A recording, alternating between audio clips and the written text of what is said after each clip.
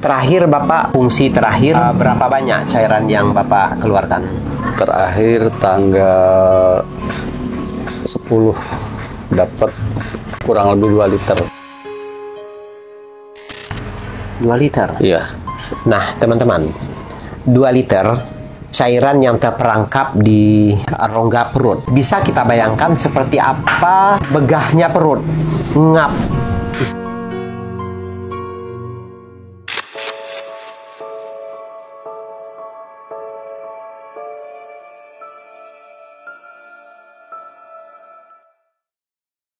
Ya teman-teman, sebenarnya kami menyaksikan ini nggak tega ya, nggak tega. Kita tidak boleh membiarkan kejadian ini berlarut-larut. Kita nggak boleh membiarkan kejadian ini berlarut-larut. Sampai kapan beliau akan melakukan ini?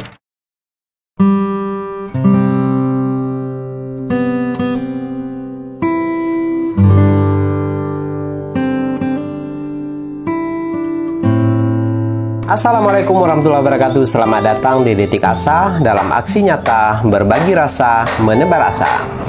Ya teman-teman, sore ini kita berada di Desa Malimping, Kecamatan Malimping, Kabupaten Lebak. Sudah 1 bulan, kurang lebih 1 bulan kita ke sini, dan hari ini kita datang lagi menemui Bapak Apendi Kosasih. Nah, bagi teman-teman yang belum mengetahui siapa Bapak Apendi ini, saya sampaikan dulu bahwa Bapak Apendi ini adalah Bapak ini mengidap sesuatu penyakit yang disebut dengan asites. Nah, asites ini adalah sebuah gejala, yaitu perutnya banyak cairan di rongga perut, sehingga membuat tubuh Bapak Apendi ini terasa begah, sakit, dan tidak nyaman. Nah, sebenarnya penyakit seperti ini harus ditangani secara serius di rumah sakit. Tetapi karena sesuatu dan lain hal, dulu Bapak Apendi pernah dirawat di rumah sakit, sempat beberapa kali dirawat, tetapi tidak ada penanganan yang tidak tepat. Karena harapan Bapak Apendi dirawat di rumah sakit, harapannya perutnya bisa kempes, cairannya bisa dikeluarkan, bisa difungsi ataupun disedot.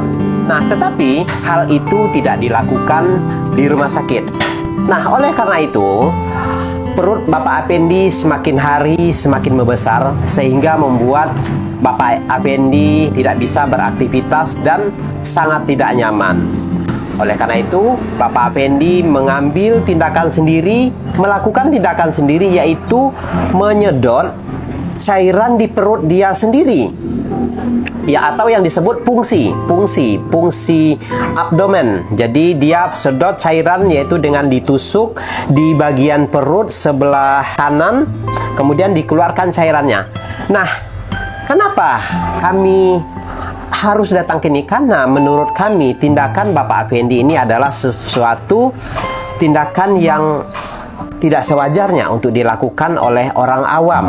Artinya Bapak Apendi bukan orang medis. Beliau ini adalah seorang mekanik motor, tetapi beliau melakukan tindakan medis yang menurut kami ini cukup berbahaya. Bukan cukup, sangat berbahaya untuk dilakukan. Mungkin teman-teman yang penasaran boleh dilihat video kita yang sebelumnya, episode pertama dan kedua, apa yang dilakukan oleh Bapak Apendi. Nah, di situ tuh akan terlihat jelas betapa Bapak Apendi sangat menderita dengan perutnya yang membesar, kemudian beliau melakukan tindakan sendiri. Nah, hari ini kurang lebih 1 bulan berlalu, kita mendatangi Bapak Apendi kembali. Ya, Bapak Apendi, apa kabar, Pak? Alhamdulillah baik. Alhamdulillah baik ya. Ya. Tapi ini saya lihat, Pak, perut Bapak ini sudah membesar lagi nih, Pak. Iya. Ini sebenarnya berapa hari, Pak?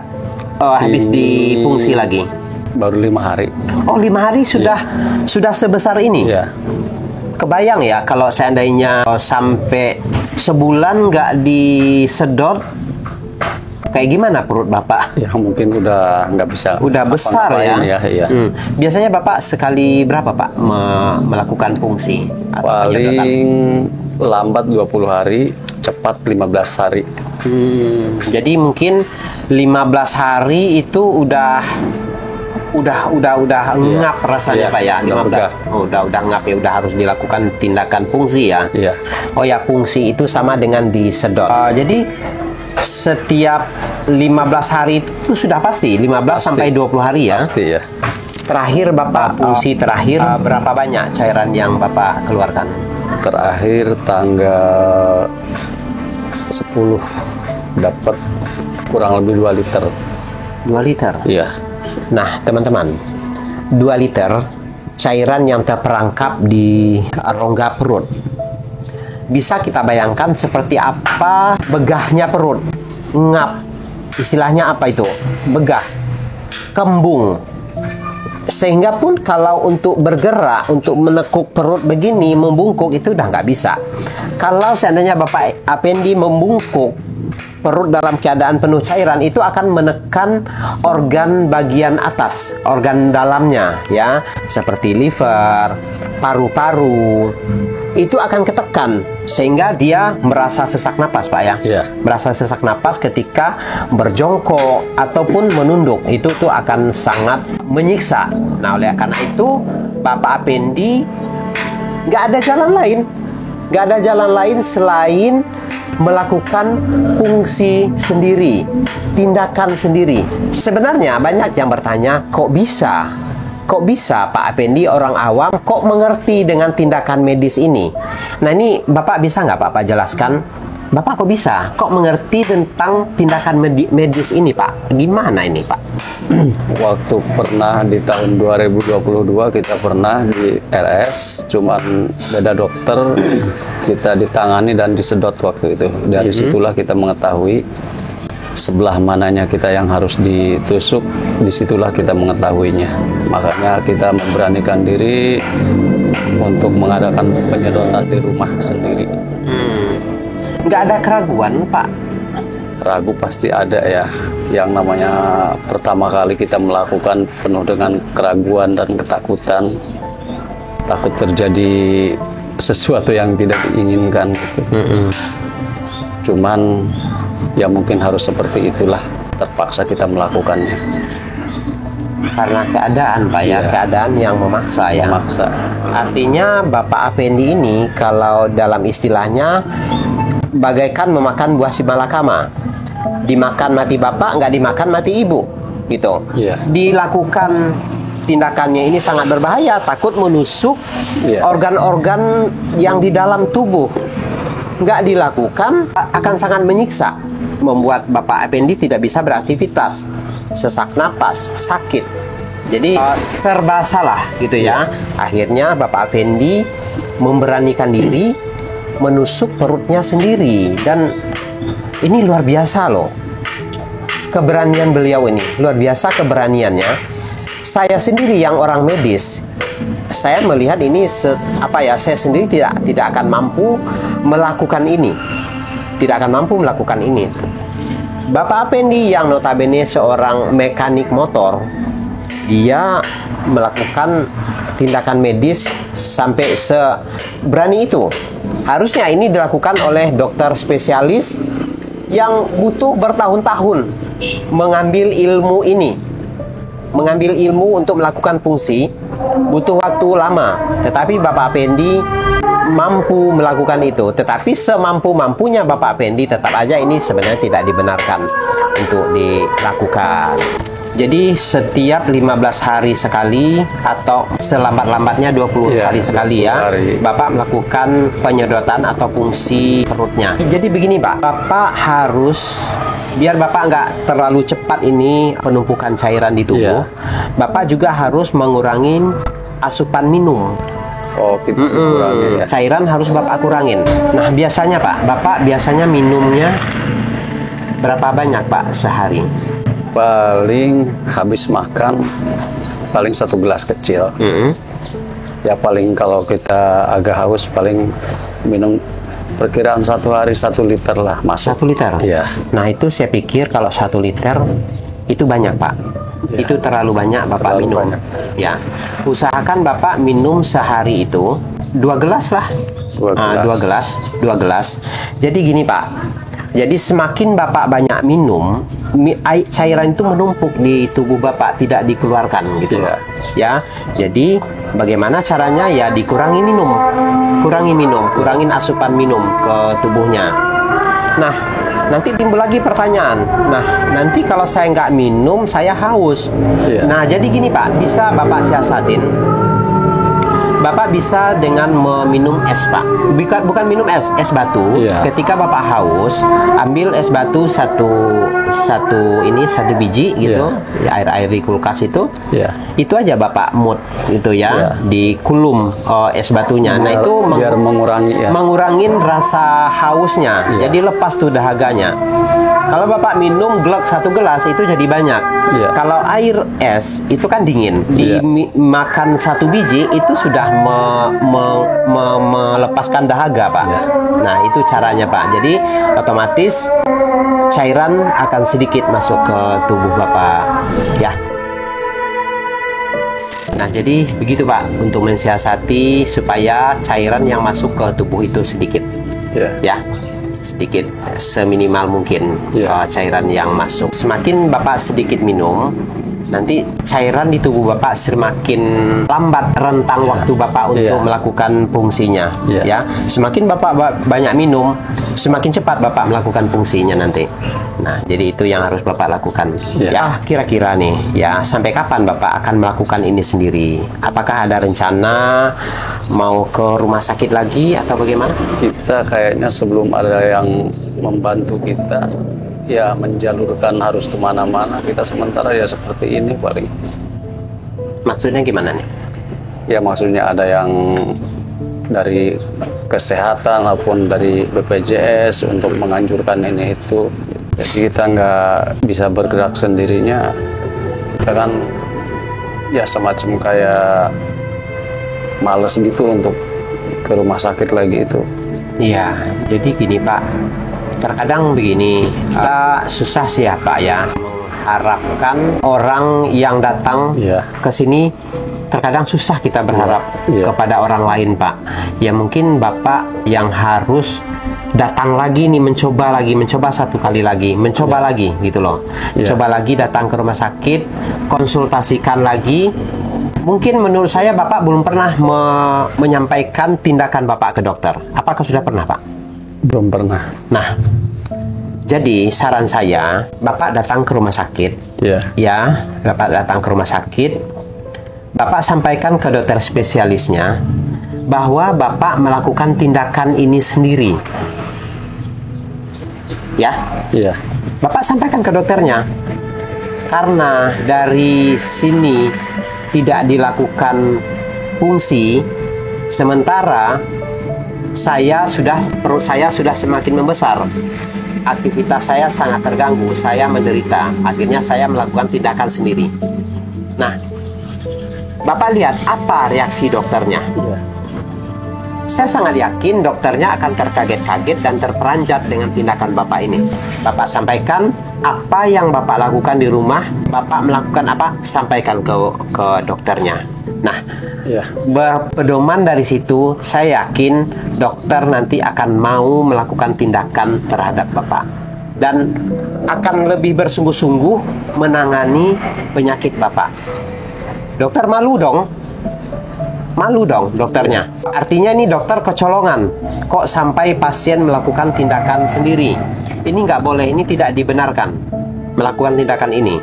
Dokter harusnya malu ini ketika pasien melakukan tindakan ini sendiri. Dokter kecolongan, menurut saya ini dokter kecolongan. Nggak boleh. Ya, nah nanti Bapak datang lagi ke rumah sakit, Bapak sampaikan bahwa perut Bapak semakin membesar, lalu Bapak melakukan fungsi sendiri, menyedot perut sendiri.